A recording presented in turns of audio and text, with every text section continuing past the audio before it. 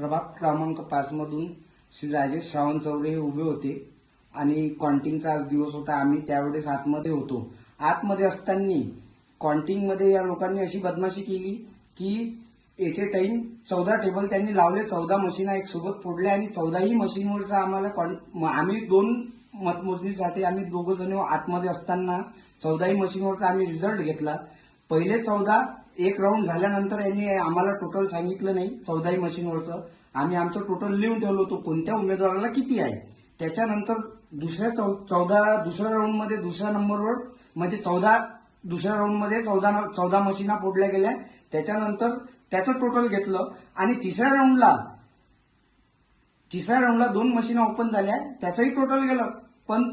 परंतु यांनी एकही वेळा आम्हाला पहिल्या राऊंडचं टोटल नाही सांगितलं, दुसऱ्या राऊंडचं टोटल नाही सांगितलं, तिसऱ्या राऊंडचं टोटल नाही सांगितलं आणि बीजेपीचा हा कॅन्डिडेट डायरेक्ट विजयी घोषित करण्यात आला. ना बाहेरचं अनाउन्समेंट केलं ना काही केलं.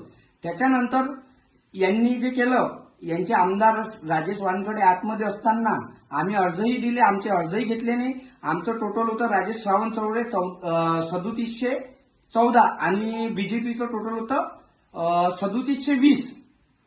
आम्ही फक्त 6 मतांनी हारलो, 6 मतांनी आमच्या हिशोबाने. पण त्यानं रिझल्ट घोषित करण्याची राजूभाऊ, तुमचे किती मतं सांगितले राजूभाऊ?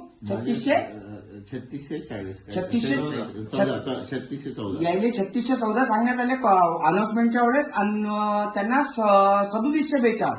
तर आमच्यासोबत हे पूर्णपणे यांनी पूर्ण गेम केलाय आमचा. आम्ही समजू शकतो आम्ही जर 6 मतांनी हारलो असतो तर आम्ही हशी हार स्वीकार केली असती. पण हे यांना काय ठरवलं काय नाही, याचे आमदार येणं जाणं आमचं कोणीच नाही तिथं. आम्ही दोघच जण आणि एका दमानं पहिल्याचा रिझल्ट सांगितला राऊंडचा ना दुसऱ्या ना तिसरा डायरेक्ट रिझल्ट घोषित केला. रिकाउंटिंगचे अर्ज आमचे घेतले नाही. रिकाउंटिंगसाठी गेलो असता त्यांनी आम्हाला धोकावून लावलं. राजेश वानखडे जे आमदार आहेत दिवसाचे ते तिथं जातीने हजर होते आणि त्यांनी तिथं प्रेशराईज केलं आणि हा सर्टिफिकेट वाटपाचा कार्यक्रमही आपण टाकला लवकरात. असाच गोंधळ अंजनगाव सुरजित झाला होता नगर अध्यक्षासाठी. ताई त्यावेळेस बोलल्या होत्या पण तेव्हाही काही झालं नाही मला असं वाटते.